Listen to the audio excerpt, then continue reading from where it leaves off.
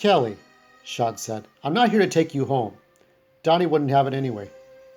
Kelly settled herself in the bed and closed her eyes. Then tell me what you're here for. Look at me, Sean said. I'm here to say when you want help, I'll do everything I can for you. Kelly laughed and her head sank back into the pillow. You're a big baby, she said. You always have been, Sean O'Rourke. She touched Sean's hand and closed her eyes again. Go away, let me sleep, she said. I'm tired and I need my beauty sleep. A moment later, her body went loose and rubbery for a moment, and then she was sleeping. Kelly, Sean said.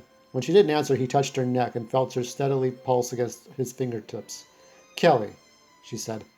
Or he said. Again, talking to no one. He took one of the pills from the plastic bottle, examined it, and then put it down.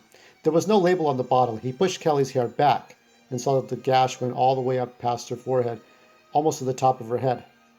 The cut was scabbed and ugly, but it didn't look deep. He pulled the blanket up to her chin and took her shoes off, and placed them side by side next to her bed. When he left the apartment, he checked to be sure the door was locked behind him. Out on the street, a harsh wind blew across the avenue, off the Hudson. He clutched his jacket to his neck and hurried to this building, where he elbowed the door open and marched up the stairs and into the familiar rooms of his home. In the kitchen, his mother was sitting at the table with the comic pages of the New York American spread out in front of her. She had always been a frail woman, but the years that turned her scrawny and her neck in particular was hard on the eyes. All skin and tendons and sunken flesh, like a chicken's neck. In her eyes, though, there was still a hint of the old brightness, as she smiled at something in the comics. Her father was out of sight somewhere, probably in bed with a bottle of whiskey next to him and a tumbler in his hand. Mom, Sean said, where are the boys? His mother glanced up from the paper. Crazy cat, she said, explaining the big grin on her face. The boys are up on the roof. She added, doing something with those fool birds. Are you all right then, Sean? She asked. You're looking a mite troubled. Nah, Sean said. Nothing's wrong, Ma. He held her by the shoulders and kissed her cheek. I've just been over to see Kelly.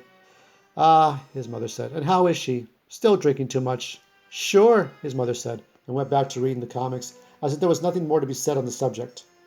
On the roof, Sean found Willie and Donnie sitting on a bale of straw next to the pigeon coop.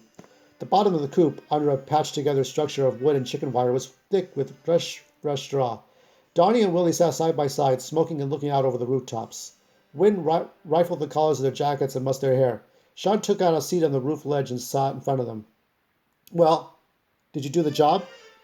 Son of a bitch got lucky, Donnie said. He came back with his whole bloody gang. I put a few holes in him, Willie said. What happened? Sean said. Did you shoot it out? Donnie nodded to Willie and said, Your brother's a bleeding lunatic.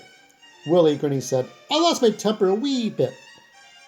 Donnie said, we were already on the roof on our way out of there, and your lunatic of a brother tells me to give him my gun. So I give him my gun, and next thing I know, he's gone fucking cowboy on me.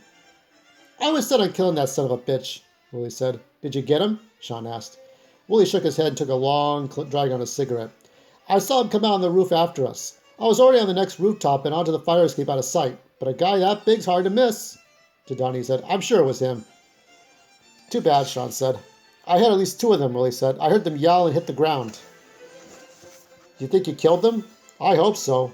Willie put his cigarette out, grinding it into the paper roof of his shoe.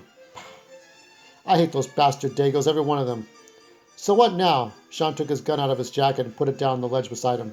Luca's coming after us? No, not yet anyway, Willie said. I was in the shadows and I had my cap pulled low. You still don't know what hit him.